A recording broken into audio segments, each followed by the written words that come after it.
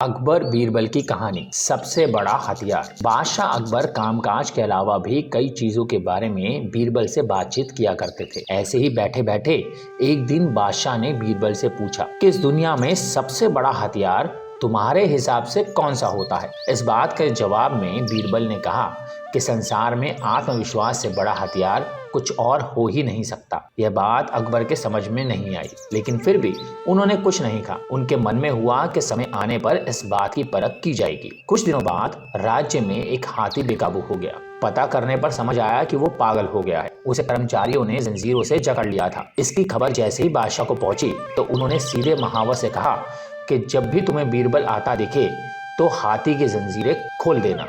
यह सुनकर महावत हैरान हो गया, लेकिन बादशाह का आदेश था तो सिर झुकाकर चला गया। अब अकबर ने बीरबल को महावत के पास जाने के लिए कहा। महावत ने भी बादशाह के आदेश का पालन करते हुए बीरबल को आते देख हाथी को जंजीरों से मुक्त कर दिया। बीरबल को इस बात की खबर नहीं थी, इसलिए वो आराम से चल रहे थे। तभी उनकी नजर चिंघाड़ते हुए हाथी पर पड़ी। जैसे ही उन्होंने हाथी को देखा तो हाथी उनकी ही तरफ आ रहा था।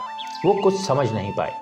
कुछ ही देर में उनके दिमाग में हुआ कि बादशाह ने मेरी आत्मविश्वास वाली बात को परखने के लिए ही इस हाथी को मेरे पीछे छोड़ने का आदेश दिया होगा। अब बीरबल इधर उधर भागने की सोच रहे थे, लेकिन ऐसा कुछ नहीं हो पाया। सामने से हाथी आ रहा था और अगल बगल में भागकर जाने की जगह नहीं थी। इतने में हाथी बीरबल के काफी करीब पहुंच गया।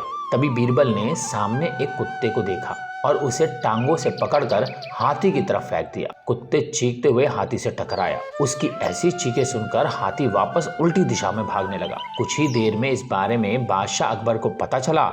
तब जाकर उन्होंने माना कि आत्मविश्वास ही मनुष्य का सबसे बड़ा हथियार है। तो दोस्तों, कैसी लगी आपको ये कहानी?